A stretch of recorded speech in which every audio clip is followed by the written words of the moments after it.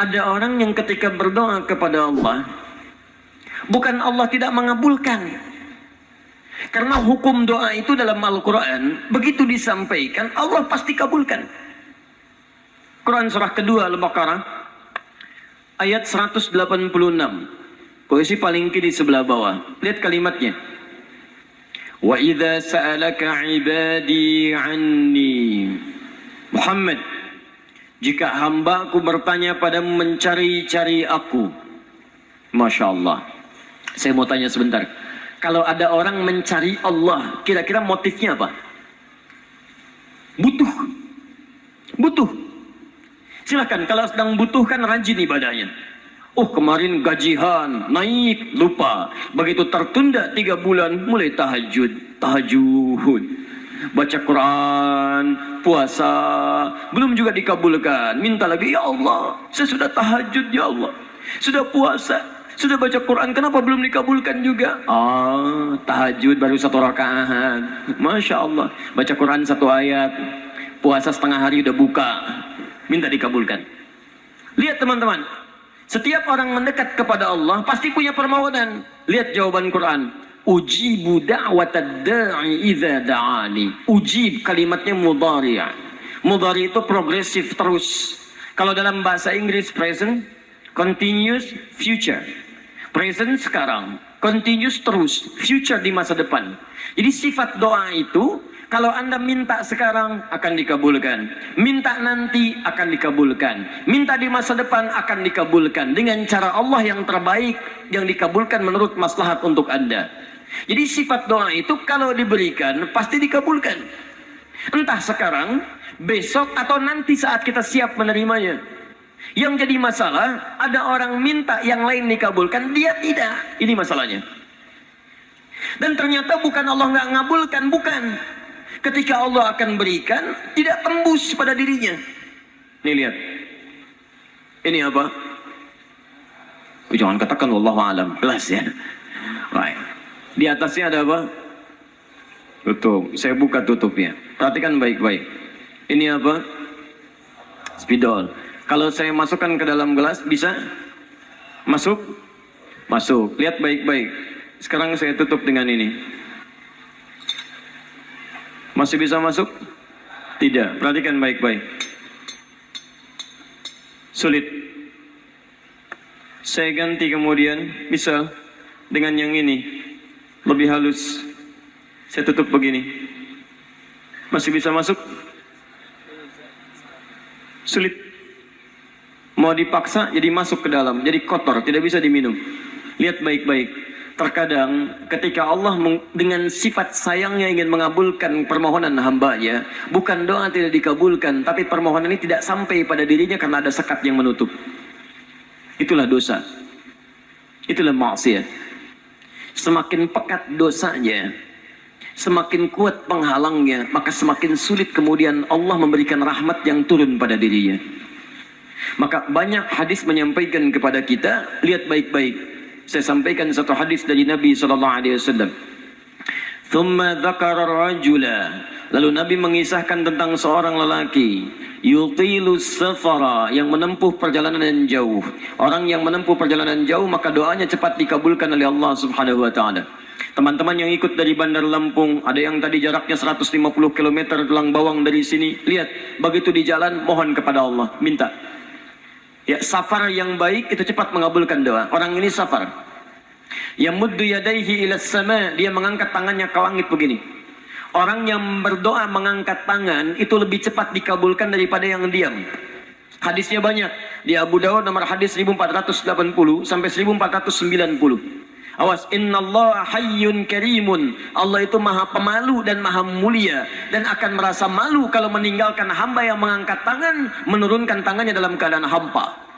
Maksudnya, orang yang mengangkat tangan akan lebih cepat dikabulkan doanya dibandingkan yang diam. 3. Fayaqulu ya Rabb, ya Rabb.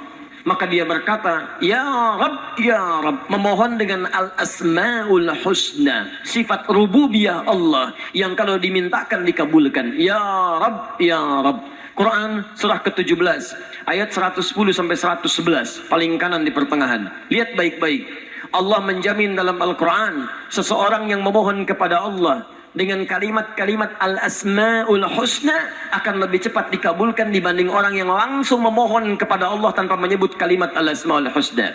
Qulid'ullaha awid'ur rahman ayyamma tada'u falahul asma'ul husna. Kalau Anda punya masalah, sebut nama Allah, bukan mengeluh, atau sebut namanya ya Rahman. Tapi kalau Anda mampu, cari nama-nama Allah yang terbaik sesuai dengan persoalan yang sedang kita hadapi. Namanya Al-Asma'ul Husna. Jadi Asma'ul Husna itu bukan dihafal. Ya Allah, Ya Rahman, Ya Rahim, Ya Malik, Ya Qudus. Boleh dihafalkan. Tapi hafalan ini maksudnya membantu kita untuk bisa memilihnya saat kita membutuhkannya. Misal, Anda sedang punya masalah kesulitan, mau berdoa, sebut namanya yang sesuai dengan kesulitan Anda. Ya Al-Fattah. Masalahnya rizki, sebut Ya Allah Ya Razzaq. Di pekerjaan ada yang ganggu Anda, sebut Ya Allah Ya Jabbar. Anda punya masalah, Ya Allah Ya Sabar. Nggak harus disebutkan semuanya. Ya Allah Ya Rahman Ya Rahim Ya Malik Ya Qudus, ya semua disebutkan. Masya Allah. Akhirnya yang tidak diminta pun diberikan. Anda nggak sedang punya masalah, ya sober, ya sober. Sober itu adalah permohonan kepada Allah supaya diberikan kesabaran saat punya masalah. Anda nggak sedang punya masalah, minta diberikan kesabaran. Itu artinya sama dengan minta masalah. Hati-hati. Banyak kalimat-kalimatnya, pilih. Kitab Al-Aqaid Al-Islamiyah, karangan Syekh Sayyid Sabiq, halaman 24-59, posisi paling kanan di pertengahan. Dikisahkan seorang lelaki bermohon kepada Allah setelah dia selesai menunaikan salat. Lihat kalimatnya. Allahumma innaka antal ahadus samad, alladhi lam yalid wa lam yulad, wa lam yakul lahu kufuwan ahad. Allahumma inni as'aluka an taghfira liya. Dia sebutkan al-asma'ul husna. Allahumma inni as'aluka innaka antal ahad, ahad. As-Samad, Al-Asmaul Husna, alladzi lam yalid wa lam yulad wa lam yakul lahu kufuwan ahad. Allahumma inni as'aluka an taghfira li. Mohon ampuni dosa saya ya Allah. Ampuni saya, ampuni saya. Apa jawab Nabi? At-tadri bimadza tas'al? Tahukah engkau barusan mengucapkan kalimat apa saat berdoa? Kata orang ini, wallahu wa rasuluhu a'lam. Kata Nabi, lihat kalimatnya. Faqad du'ita bi asma'illahil a'zam idza du'iya biha ajaba wa idza su'ila biha a'ta. Kamu baru saja berdoa memohon kepada Allah dengan nama-nama Allah yang paling agung, Al-Asma'ul Husna, yang kalau dimulai doa dengan menyebutkan itu, doa akan dikabulkan, permintaan akan diberikan. Tapi ini aneh. Lihat baik-baik. Orang tadi melakukan 3 hal. Perjalanan panjang. Masih ingat? Mengangkat tangan ke langit, membuka dengan Al-Asma'ul Husna, 3-tiganya dikerjakan. Seharusnya doa dia 6 kali lebih cepat dikabulkan oleh Allah dibandingkan doa orang biasa. Tapi apa kata Nabi? Lihat baik-baik. Anna yustajabu lidzalik. Anna yustajabu lidzalik. Mustahil doanya bisa terjawab. Mustahil doanya bisa dijawab. Sifat doa dimohonkan, dikabulkan. Tapi yang ini kata Nabi, anna yustajabu lidzalik. Mustahil doanya bisa dijawab. Kenapa? Enggak tembus. Fabat'amu haramun, karena makanannya haram.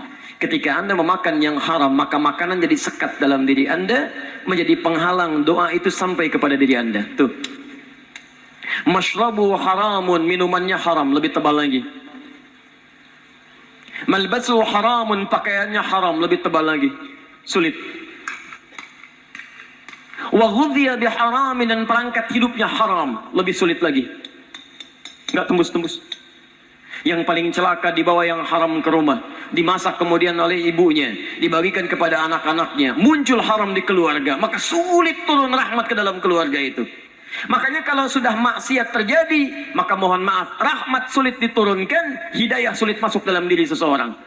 Maaf, ini yang haram beredar dengan darah, masuk ke dalam telinga. Quran kemudian muncul surah ke-6 ayat 25. Wa fi adhanihim waqra, di telinganya akan ada sumbatan.